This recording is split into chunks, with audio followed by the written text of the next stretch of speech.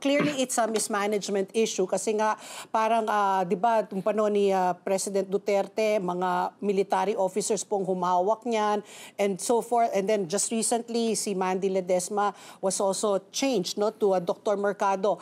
Yung overhaul, but syempre hindi lang naman yung pinuno, yung composition po ng buong board.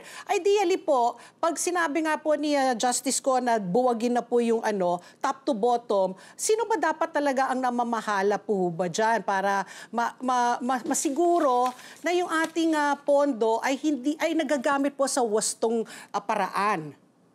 Ang nakakatawa dito, Pat P, kasi ito ay run by the board, the policy is run by the board. Of course, yung mga VP nila, yung mga director, those are rank and file at sumusunod lang naman yan sa board. Ang malinaw na narinig natin doon, the 90 billion or 89-something billion, almost 90 billion, was a directive, was a request by the Department of Finance. So naghanap sila ng pera, hindi naman talaga yan may sobra. So kung titingnan mo, mayroon directive, ang sinunod nila yung directive ng DOF to give the 90 billion. Instead of sundin nila yung directive nung batas na magtipid sila at kunin yung pera na dapat para sa taong bayan. So, are you saying, Attorney Howard, hindi sila nag-volunteer na magbigay? Kumbaga, inutusan sila ng DOF ni Secretary Ralph Recto, hoy, magbigay kayo ng 89. Wala po silang choice. Malinaw dun sa oral arguments na it was a request from the DOF na and then they looked for it kung saan nila hanapin at they complied with the request. Yun ang sabi, that was what also Justice Ko said. Imbis na utusan ng national government through DOF, sabihin sa PhilHealth, marami kayong pera, gastusin yan para sa kalusugan ng mga Pilipino. Hindi, binauli, kinuha. Hindi ba? So, ang pinagtataka din natin, nabanggit na 3 presidente na, 3 administrasyon, nakahigit 10 namuno na sa PhilHealth, ganong hindi. Laging merong utos din, di ba, na yung kalusugan ng Pilipino, unahin, gastusin dyan, improve the benefits package, but hindi po tumalima ang PhilHealth.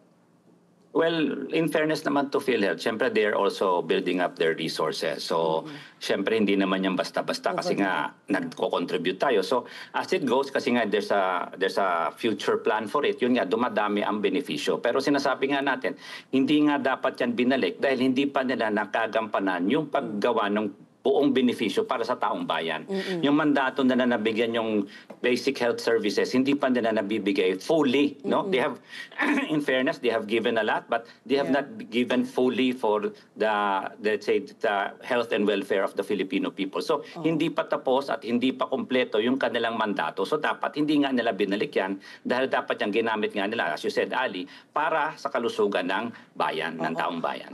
I read, correct me also if I'm wrong, Attorney Howard, may nabasa po ako, because the Universal Healthcare Law will cover 10 years, no? Kumbaga, we just started, it was just signed, I think, 5 years ago or something. So, parang nasa 2019 po. 20, so, 6 years na po.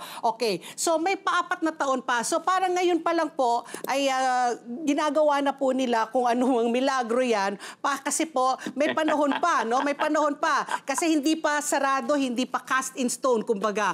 Is that also another reason that you see? Because come 10 years from now, if that was 2019, come 2029, hindi na pwede talagang galawin yan. Itong mga, let's leave it to the interpretation, let's leave it to the DOF, let's leave it to the SOGED to defend us or whatever. Hindi na pwede yon, hindi na question na, hindi na pwede question yun nga yung nakakatawa doon kasi nga 10-year plan. Pero kung titingnan mo yung kanilang balance sheet, yung kanilang financial report, nangyari the last 3 years, naging dagdag bawas.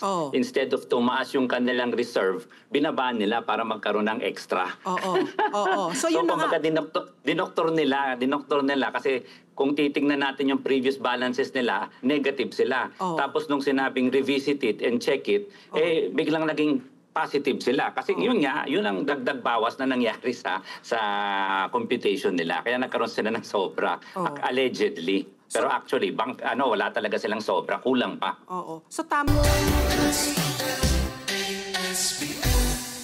Let's get together. Sunnet 25. Sunnet 25.